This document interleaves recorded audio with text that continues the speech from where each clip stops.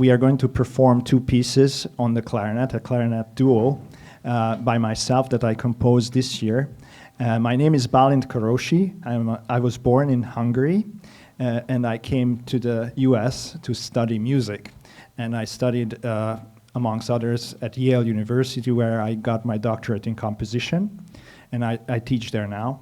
And I composed these two pieces as part of a grant that the Hungarian government provides for young composers abroad and also in Hungary. And this is one of the few grants that composers could get to compose new music. It's called NKA, National Council of the Arts. And I was able to compose these two clarinet compositions for sort of high school students. When I studied clarinet, it was very important in summer camps to play together with other clarinetists, because a lot of clarinet repertoires for solo instruments or bigger ensembles, but very few pieces are written for two clarinets. So I chose two pieces for this audience that might be familiar to you, both of you, either the Hungarian side or the American side. The first one is based on Amazing Grace. And you will hear sort of a tremulando passages on the clarinets, and the melody itself will emerge at the end of the piece. The second piece is a dance piece based on Hungarian Csango dances, the north part, close to the border of Moldova. And it's really interesting rhythmically. The second piece is really a Hungarian based, inspired folk piece. So enjoy two clarinet duets played by Noémi Sallai and myself by Balint Karosi.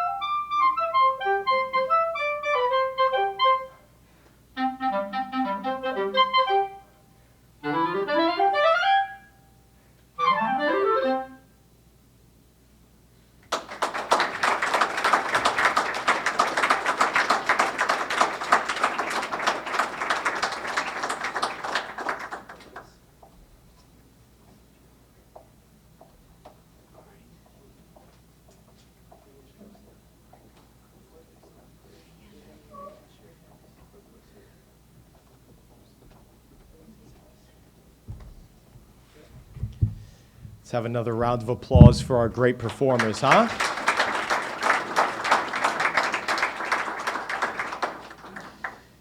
Now, I got their names here, and I'm going to pronounce them correctly. Noemi Shalai, okay, and Balint Garoshi. Good? Fantastic. Now, just a word about our sponsor for this event, the List Institute. Hungarian Cultural Center is part of a global network of 26 Hungarian cultural institutes and is the only Hungarian cultural center on the American continent. Its mission is to promote transatlantic cultural dialogue and to implement culturally diverse programs in collaboration with Hungarian, American, and European partners. The List Institute New York has had the pleasure of collaborating with our club, the New York Young Republican Club, on many occasions in the past, including book launches and a panel discussion featuring some of Hungarian's leading political figures. So a round of applause for our sponsor, please.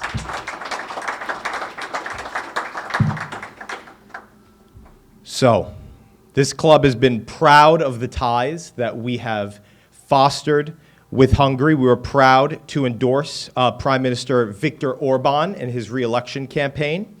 And the club has had such a strong relationship with Hungary because of its pro-natalist, pro-family, pro-nationalist, proud of their culture and heritage. And that is something that we look to foster deeply because our club is very interested in those things, and we are very excited to come to CPAC Hungary this year. So with that, and President Biden out of the White House and Trump back in the White House, and we no longer have to worry about, we could have a round of applause for that. We no longer have to worry about David Pressman as the ambassador to Hungary. We could have somebody good in here. With that, I want to present our guest tonight. Dr. Balázs Hanko, great, is a distinguished Hungarian pharmacist, educator, and public servant, currently serving as Minister of Culture and Innovation since July 1st, 2024. He is married and the proud father of 4 children. Dr. Hanko has held several key positions in public administration. From 2010 to 2014, he served as pharmaceutical advisor to the State Secretariat for Health within the Ministry of Natural Resources, and later the Ministry of Human Capacities. Between 2011 and 2016, he was an advisor to the Director General of the Institute for Pharmaceutical and Healthcare Quality and Organizational Development, later integrated into the National Healthcare Service Center.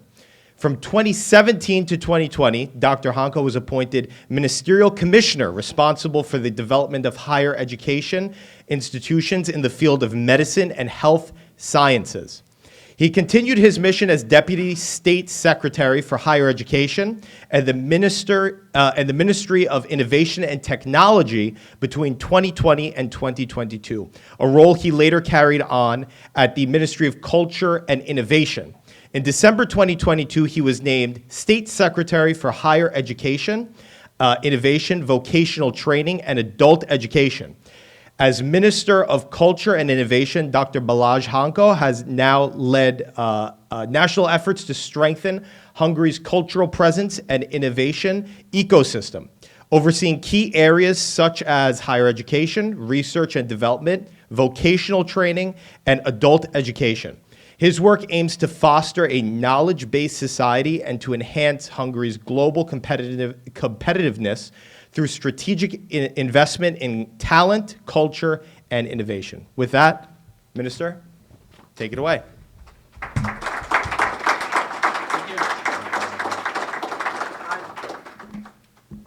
Thank you for the invitation. In 20 minutes, I will try to summarize why Hungary is the island of difference in the heart of Europe. And nowadays, to be the island of difference means also that we are the island of normality. Because to be normal, you pro-family, pro-life, you say no illegal migration, and you are with the peace. Nowadays, this is normality. But I think that we have a chance that we will have a bright future because Hungary is in the heart of Europe. And when the heart is normal, there is a chance that the whole body will be normal in the coming years. And that's why it's so important for us that I can be here with you and we have such a strong ally with you and we can change the world together to be normal, to be pro-life, pro-family policies all over the world. And I have a unique ministry which covers different things, but those are related to our national identity and our future. Because we are responsible for culture. Culture means identity. We are responsible for higher education, vocational training, adult training, and also youth policy, which is profession. Profession, mission, and a call. And we are also responsible for research and innovation and science. And when science goes directly to the wealth and health of society, then we are in a good way. And also, our ministry is responsible for the world-known, well-known Hungarian family policy. So, and you will understand, because I tried to briefly summarize the Hungarian history, why it's so important for us. Two key things. One is freedom, and the other is sovereignty. Because it is coded in our history. It is coded in our history because Hungarians are a little bit different. We are living in Central Europe, in the heart of Europe, with a unique language and with a unique history. So first I will try to introduce ourselves, then I will pick up some of the highlights of European challenges, and then I will try to give you the answer, the different answer, which is coming from Hungary. So, that's why we are saying that we are bridging East and West, because we are coming from East, and we settled down here in the heart of Europe, in the Carpathian Basin, in between 5th and 10th century after Jesus. I would say in 2 or 3 phases. And Hungary, as a kingdom, exists more than 1,000-year time. Because our first king, Saint Stephen, was crowned in year 1000. So our national history in the Carpathian Basin is more than 1,000 years ago. And we have a different language. We have a different culture. And the reason why we could survive is that we are freedom fighters, and the other, that we really want sovereignty. Sovereignty for Hungary, sovereignty for our nation. And we respect other nations and other nations' sovereignty because they think we need strong nations, we need strong identity, and from that we will have strong Europe, and we want to make Europe strong again. And the other aspects of our history, I just highlight some of them, why freedom is important for us. We were occupied by the Ottoman Empire, then the Austrian Empire. Then we had the First World War, then the Trianon Treaty, which is not a treaty, is I would say a peace dictate, because we have lost 2/3 of our country. Even nowadays, 2.5 million Hungarians living abroad, and we support them We support them with our unique culture. We support them with Hungarian schools. We support them with many other economical, financial support. And just after Second World War, we had 40-year communism. 40 years of communism under the Soviet Empire.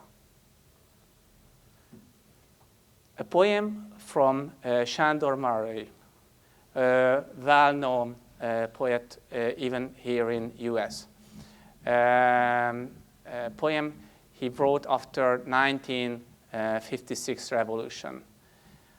Sounds like that. They don't know, the Western countries, how much important the freedom, because they got freedom as a gift. But we Hungarians should fight for our freedom many times in our history.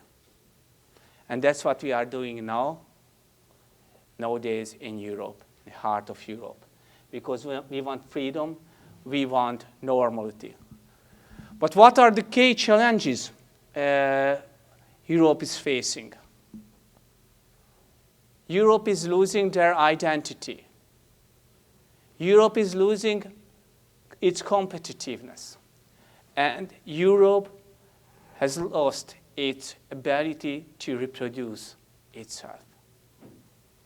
But the core issue is the identity. Because if you lose your identity, you will be not competitive, and you will not have the ability to reproduce yourself. So the core, the Q, is identity. And identity is linked to your culture. And here we should stop for a moment. Because of the very rapid illegal migration in Europe and immigration of Europe, there is a rapid change. There is a rapid cultural change.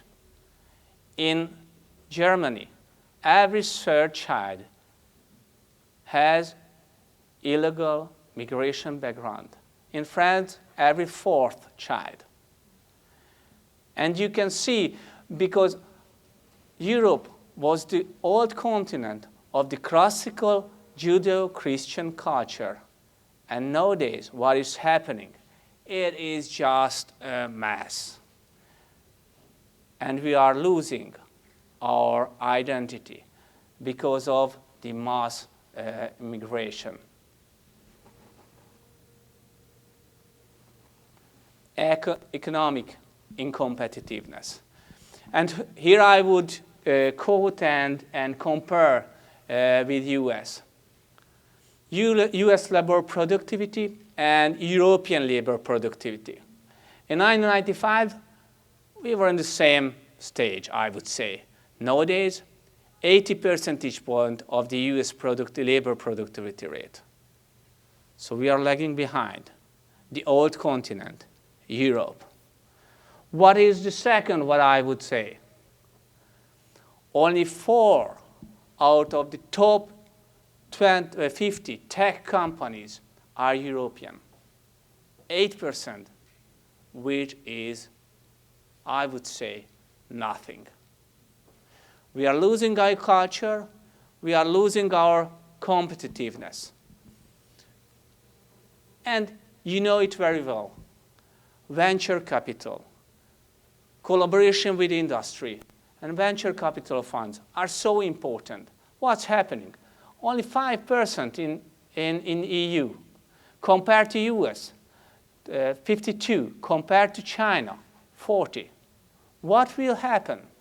And many times the answer from our researchers, okay, this innovation and collaboration with the industry is just against the pure research.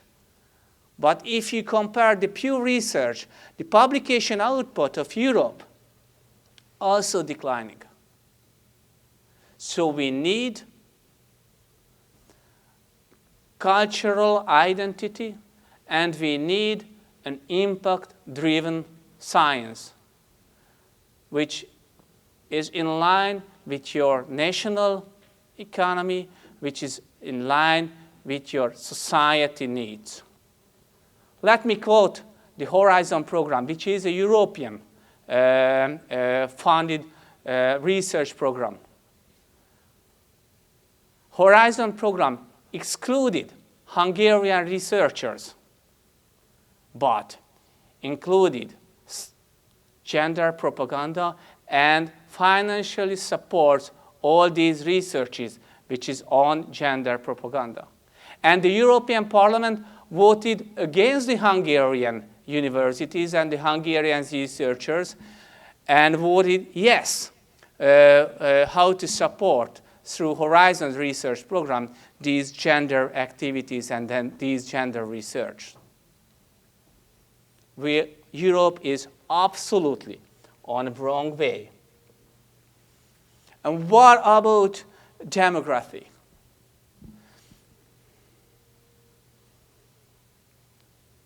The red line is without migration. The decline is absolutely rapid. And here is the migration effect on that. In year by year, 600,000 less European, original European. In the last 10 years, we had 14 million migrants. That's why Europe in plus 8 million. But what will happen?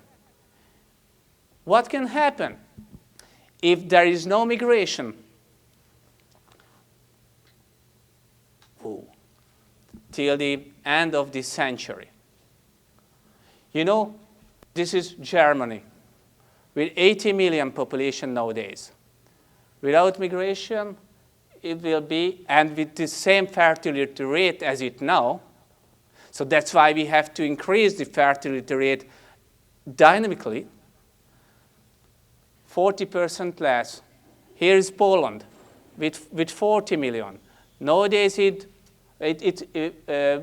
the same fertility rate as it now, it will around 24 million. So we have to stop illegal migration, and we have to increase fertility rate to save our old continent and to save Europe and to save all those countries which can be in the normality league of the world.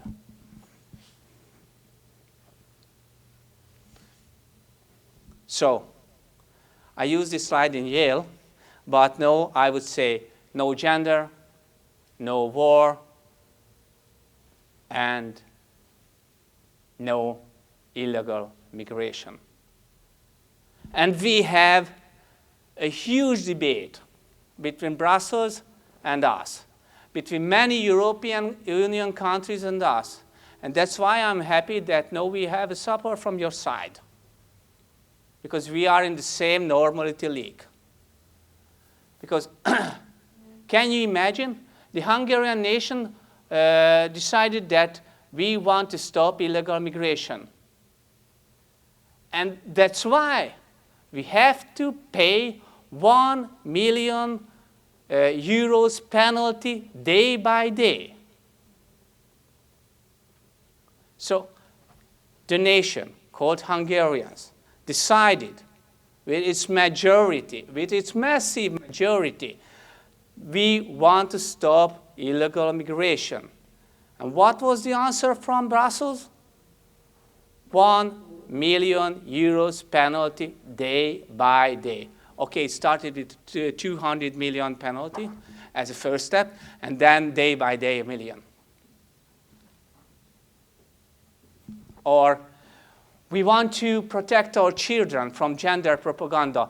That's why the Hungarian child protection law is saying that no gender activities in media under 18, no gender activities in schools, and we just introduced a pedophile catastrophe.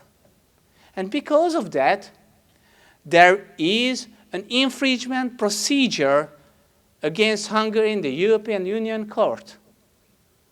And in this side, Hungary, and in the other side is not just the Brussels bureaucrats, but also the European Parliament and 16 European countries. And we are with peace. And we are with peace because we have Hungarian minorities in Ukraine. Almost 150,000 Hungarians are living in Transcarpathia. And we are with the peace because we are Christian Democrats. And we are with the peace because of the war. It's a huge financial burden on the Hungarian economy, an enormous financial burden. So we want to stop illegal migration, and we have to pay penalty. We want to protect our children. That's why we have against us an infringement procedure. It was the decision of the Hungarians. That's why we are freedom fighters, because they think that it's our sovereignty, it's our decision, it's our nation. And there is a good news for Hungarians and the bad news for those who are living in Brussels, the bureaucrats, that Hungary will stay. Hungary will stay because we are a special nation and we are in the heart of Europe, and we will survive because we are on the normality side of the world. And what are the Hungarian solutions for that? Being Hungarian is a privilege. Being Hungarian is a pride and a mission. And that's why we strengthen the culture. Not just the Hungarian traditional culture is important. Thank you for your excellent play. Thank you. But also, the classical culture is also important. And we want a success for our youngsters. That's why we just transform our university system and innovation and research system. And there are creative Hungarians. Many creative Hungarians are sitting here. And you know many Hungarian Nobel laureates. And 2 years ago, we just had 2 Hungarian Nobel laureates, Ferenc Klaus and Katalin Karikó. And if you quote Hungarians, we are in the 96th place by population on the world. We are in the 49th place per GDP. We are in the 33rd place innovation output. We are in the 13th place Olympic medals per million. And we are in the 11th place on the world Nobel laureates per million. So we are creative. And also, we want a self-sustaining nation. Without migration, we want to have a self-sustaining nation. And also, we strengthen the well-being of Hungarians living abroad in their homeland, because they are Hungarians and we are a nation. And our culture and our language links together us. So what is our answers? What is the answer of the island of difference? What is the answer of normality in Europe? Instead of merging European and global cultures, we return to our Judeo-Christian cultural traditions. But also we respect other cultures, but our culture is that. And we kindly ask everyone to respect us, because we have the majority and they are the minority in Hungary. Instead of aimless generation, we are raising creative young people with profession and calling, a mission.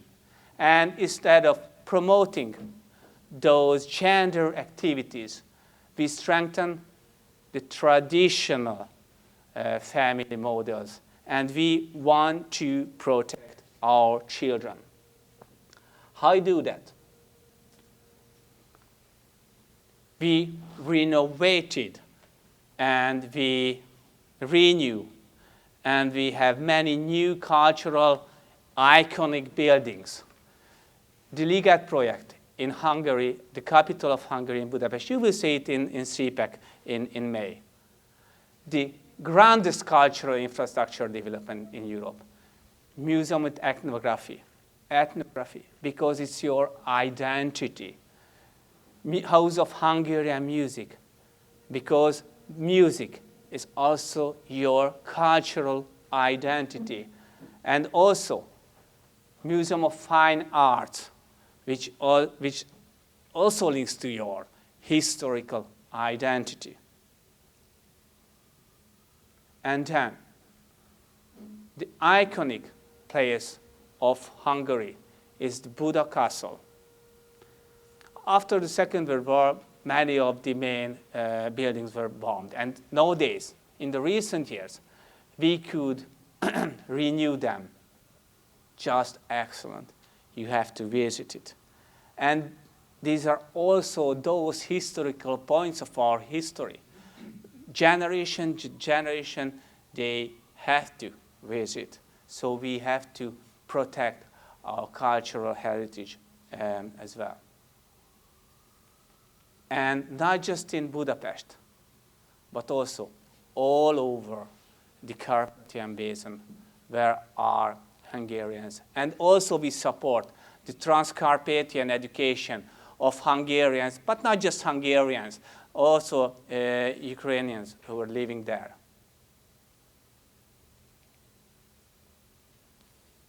What's then? Then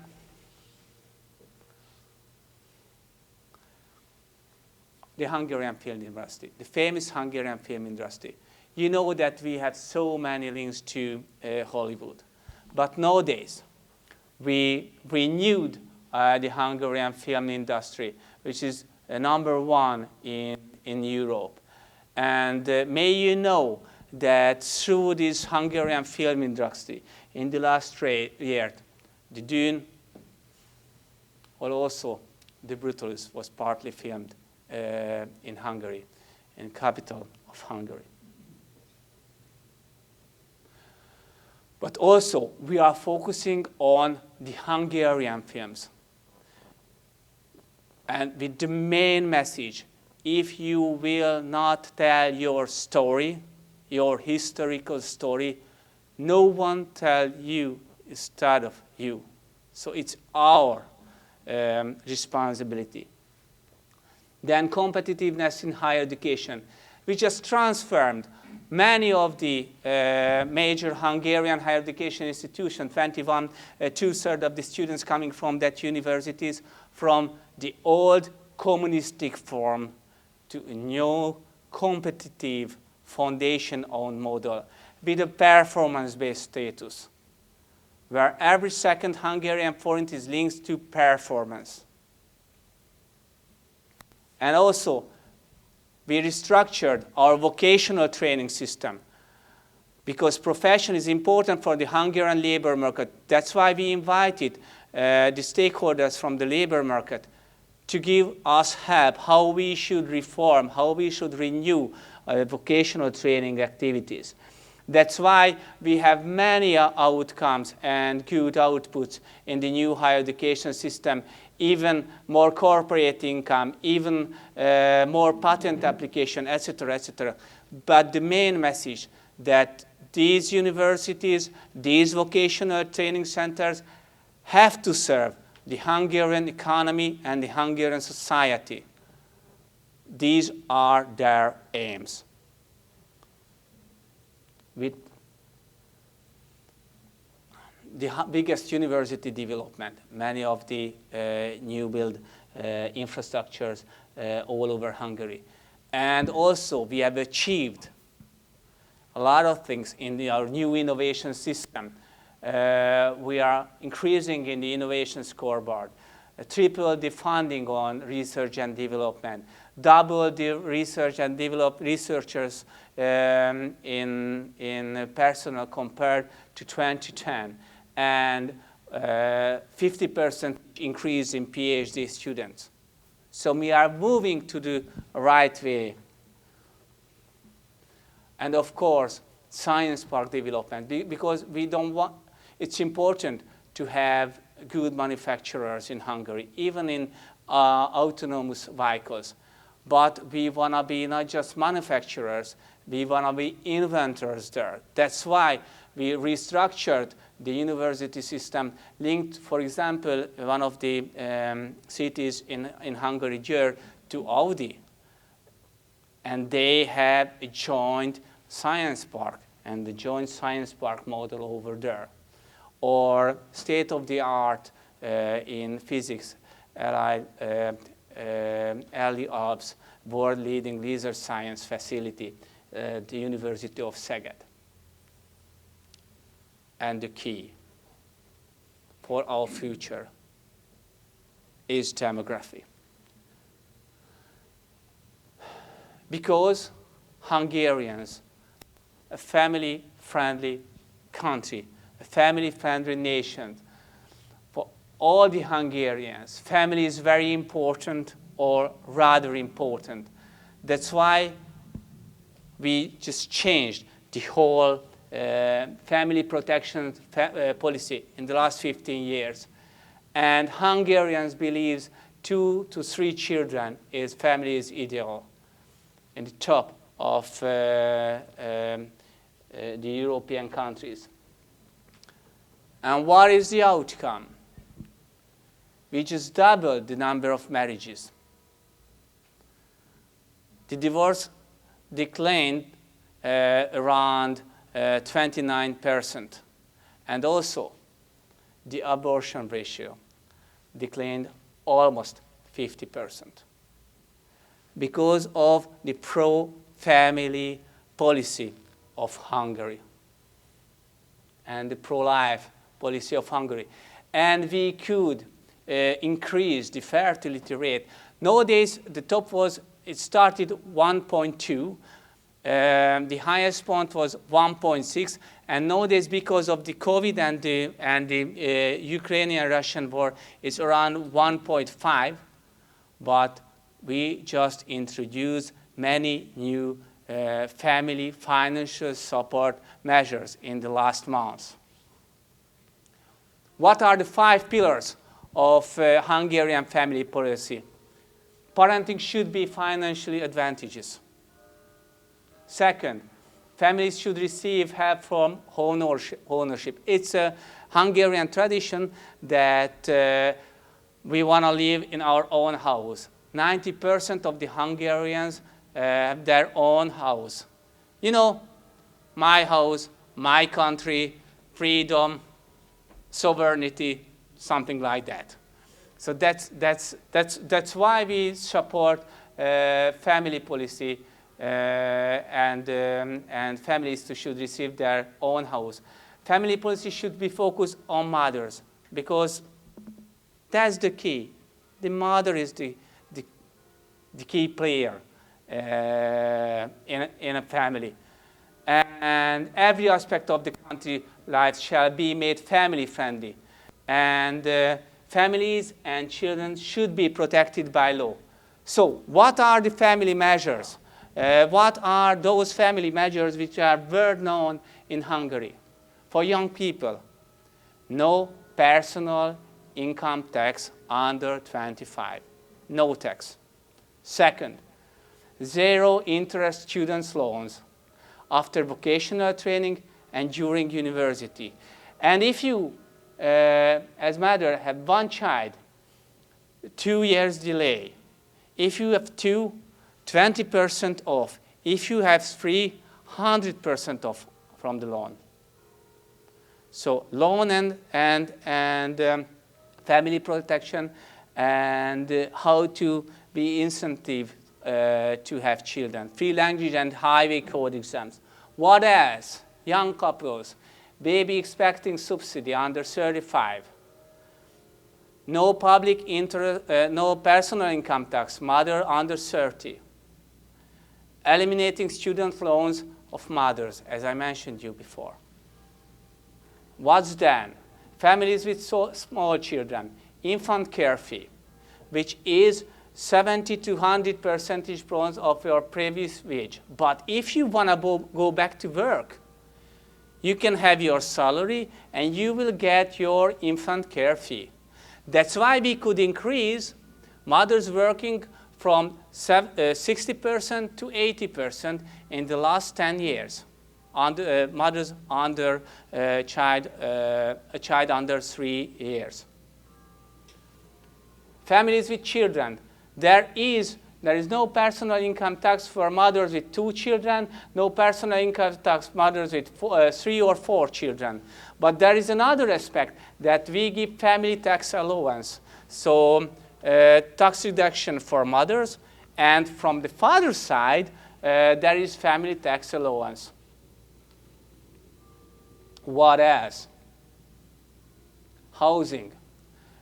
We just cut down the energy prices for families. There is a subsidized loan for purchasing house and cash grants for families living in countryside. Children's well-being, free kindergarten, free meals for children, free textbooks for children, free concert under age 14, and also free holiday opportunities. Older people, extra pension, women 40, grandmother pension to help their children, to help their grandchildren, free transport and VAT refund. So that's the Hungarian family policy. Because we protect families, because we protect children, because families are future. And being Hungarian is a privilege, a pride, a mission. And that's why we are island of difference. We are the island of normality. No migration, no war, we want peace, and we protect children, we protect families. So that's Hungary. Thank you.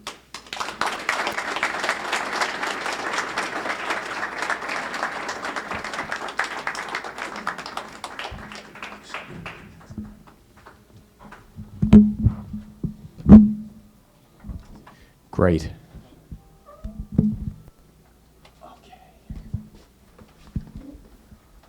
Thank you very much for that very informative talk and presentation. This is what a country that wants to protect their culture looks like.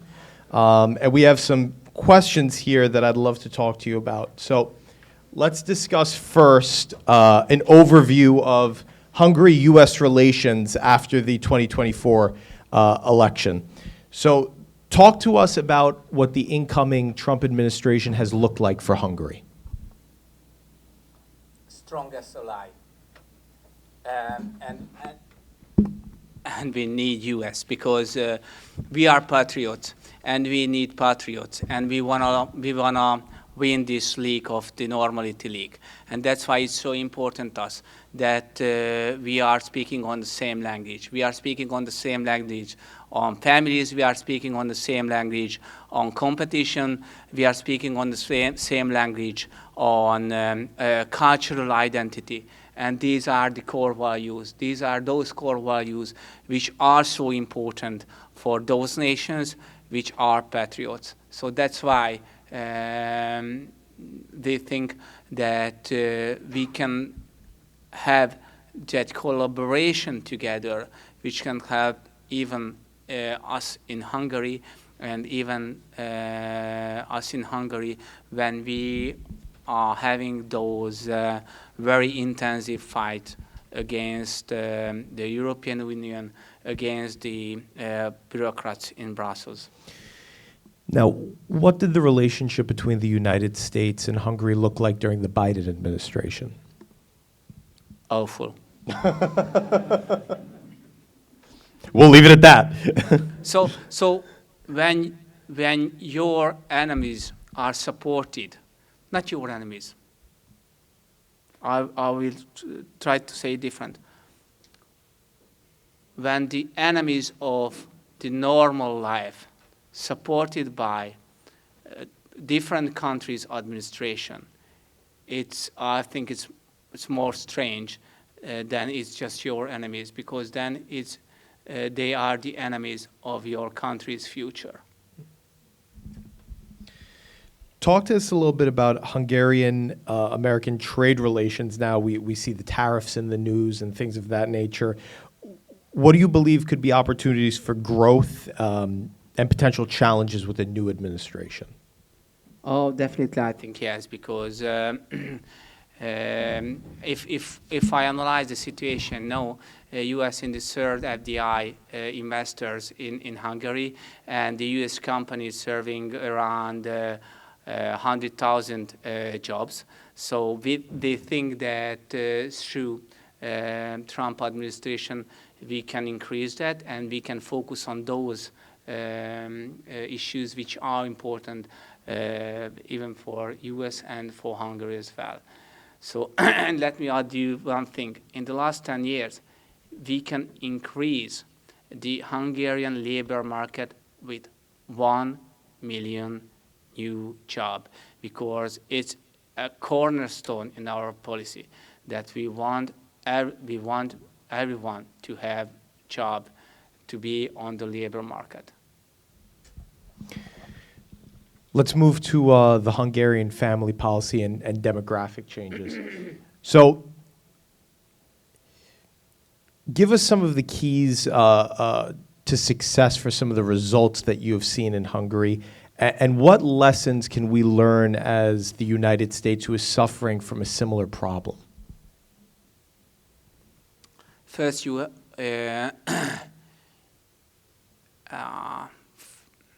first, I think you have to eliminate all those activities which are against the families. And if I analyze the situation in Europe, I would say that families under attack from Brussels. So first you have to stop all these. Then you have to wait a little bit. You know, I'm a pharmacist. When you are taking medicine, you need some cleaning hours. So when you stop it, you have to have some, I would say, cleaning days, cleaning months, cleaning year or years, because to fill the normality, it takes time. It takes time. Then you try to be with your families and try to financially incentivize the way of normality life, just like we do, just like how we support our families, just like how we combine having children, work, and reducing tax for those who are with 1, 2, or 3 children. And talk to us a little bit about this, that there is a part of the Hungarian constitution that says that a family is a man, yeah, definitely, and a woman. Yeah. And that's it. And that's it. Yes. So, and you can imagine, it's so strange. So if I could ask my grandparents, what's happening there?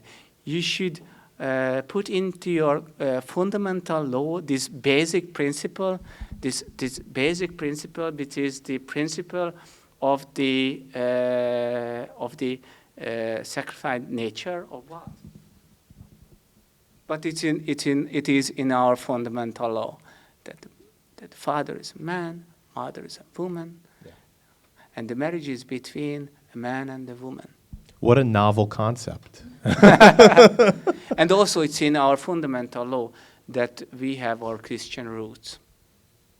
And in early, around 2012, I guess, when we had the new fundamental law, we were also attacked by Brussels, that the nation decided that we put at the preface of our constitutional law that we are a Christian nation. And how did Brussels react to that? You can imagine that.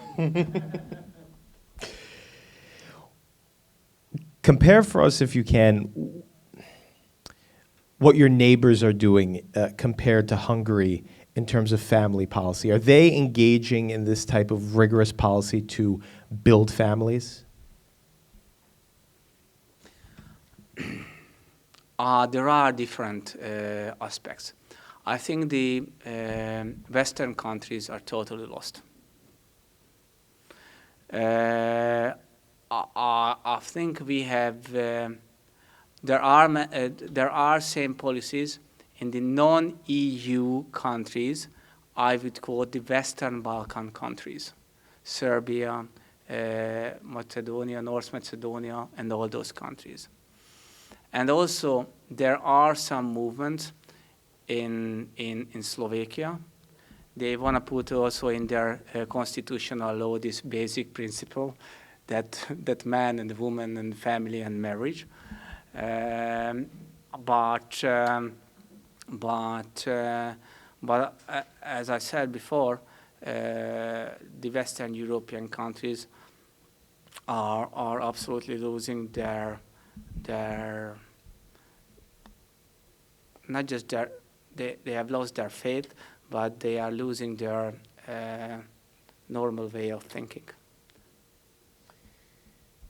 Now, let's move into demography and immigration. So, talk to us about some of the challenges of balancing demographic trends with preserving national identity in Hungary.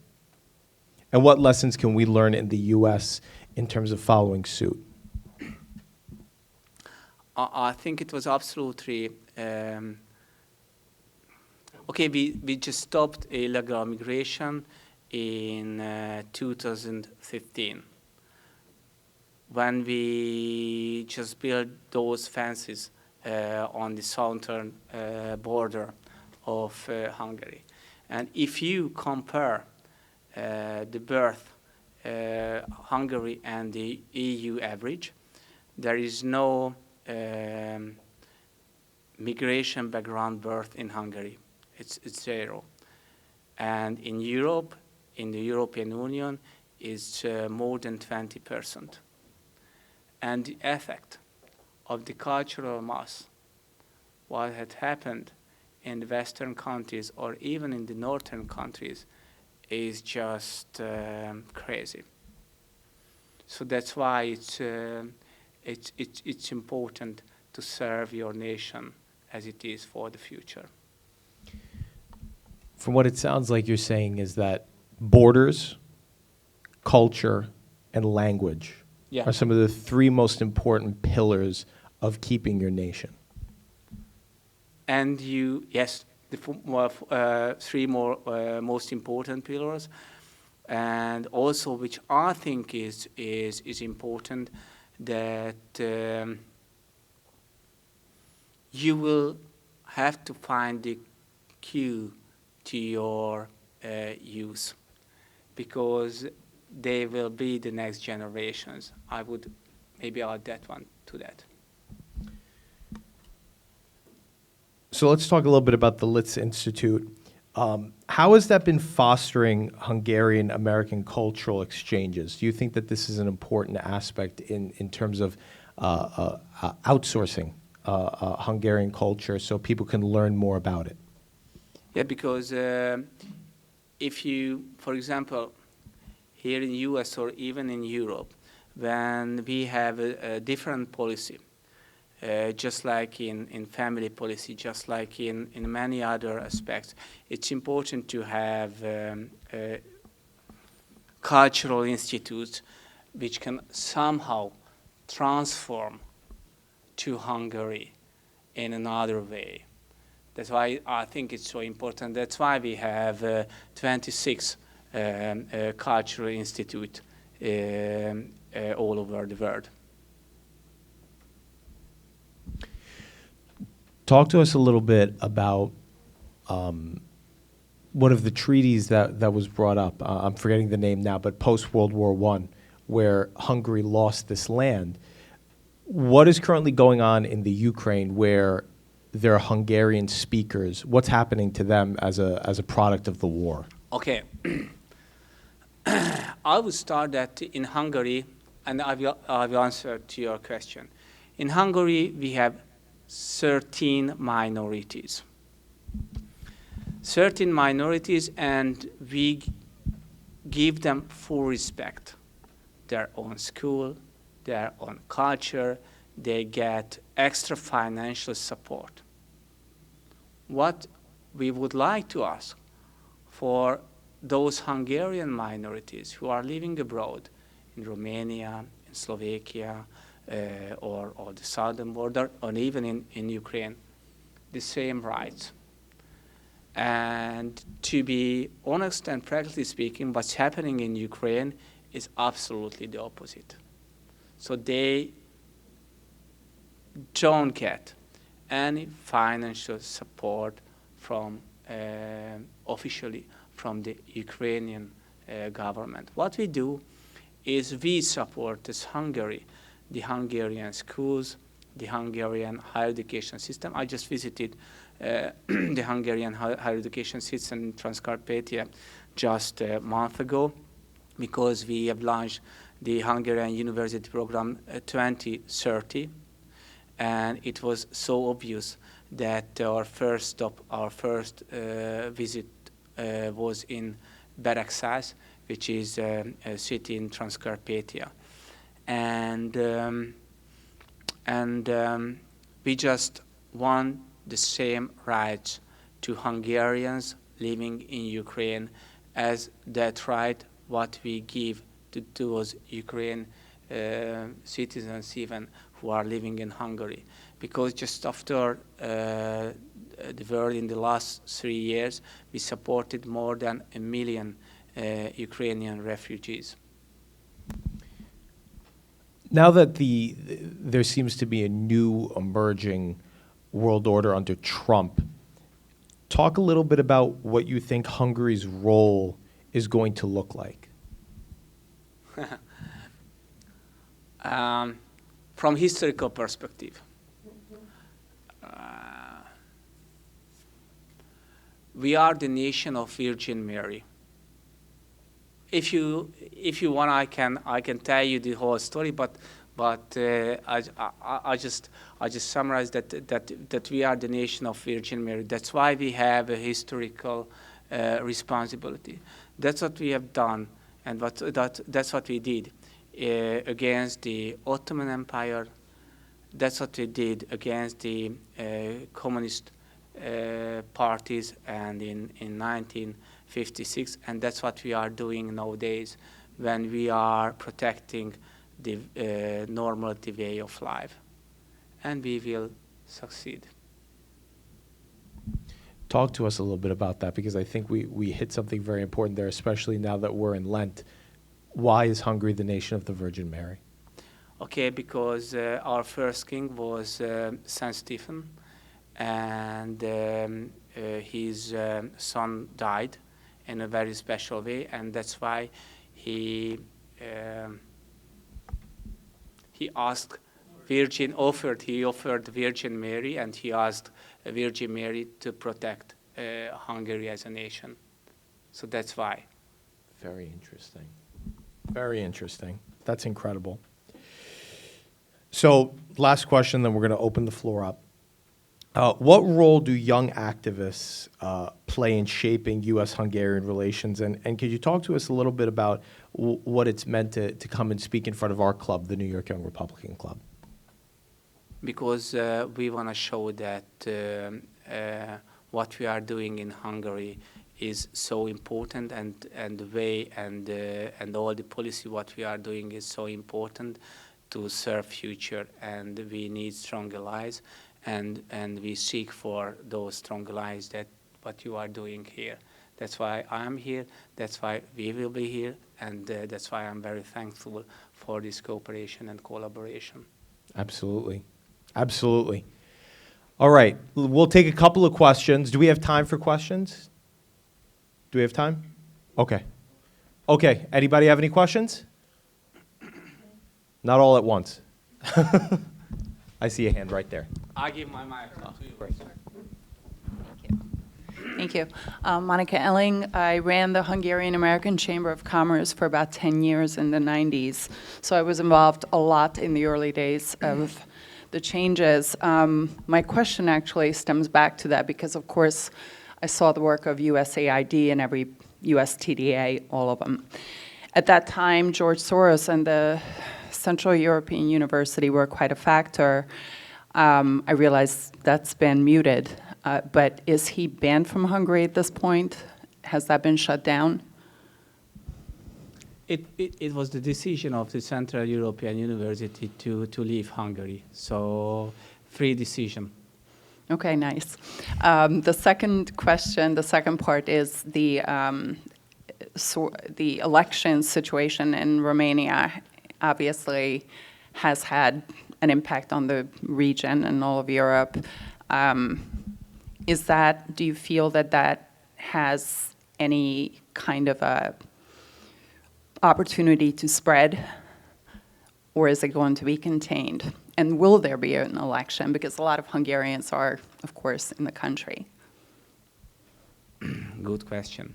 So this is the election of a different nation, but if something similar happened, or would happen in Hungary, then you can imagine what will be the answer from, for example, many European countries or the Brussels head. So there are animals, but there are animals that are more equal.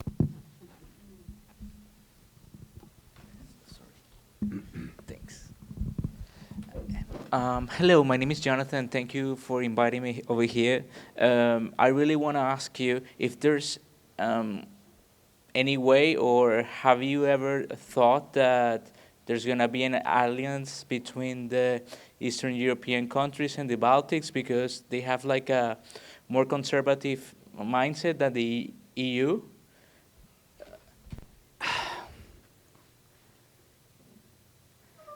We're losing Poland, I think. I think the situation is absolutely the opposite. So because of the foreign politics of the former Biden administration, those countries are absolutely on the opposite part than Hungary is. Thanks. Any other questions? But you know, there should be a distinction between a country and the political leaders. Because in Europe, I would say, in many countries, the majority of the countries are not in line with the political leaders. You can just, may you remember the Austrian election, you can remember the election in Germany, and you can also remember the European Parliament election, where the coalitions went absolutely on a different way that the majority of the Europeans wanted. They have been trying to persecute, for example, the Slovakia president. They tried to kill him. Do you think that it's a political persecution from the left wing or something like that?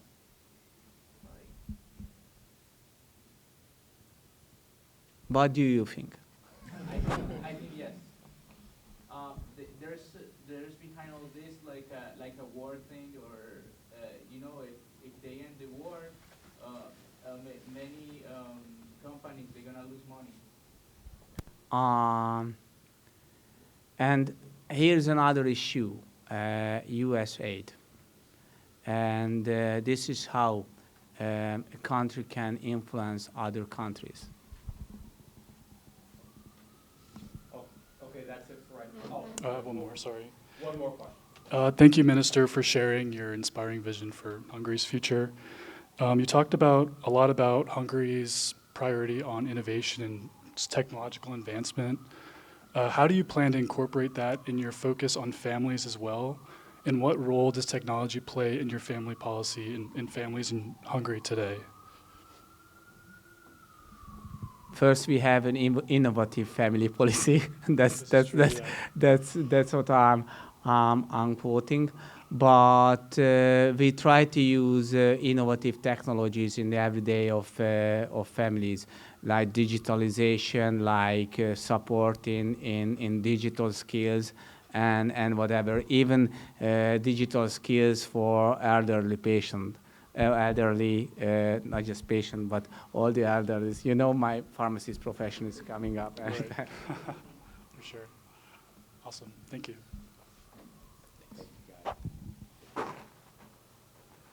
Thank you, everybody, for joining us. Thank you very much for joining us, Minister. We really appreciate it. Great. Thank you very much for joining us, Minister. We appreciate it. And this is a strong bond that we intend to foster and keep going for quite a while. So thank you very much for joining us. Thank you for the invitation. Thank you. Thank you.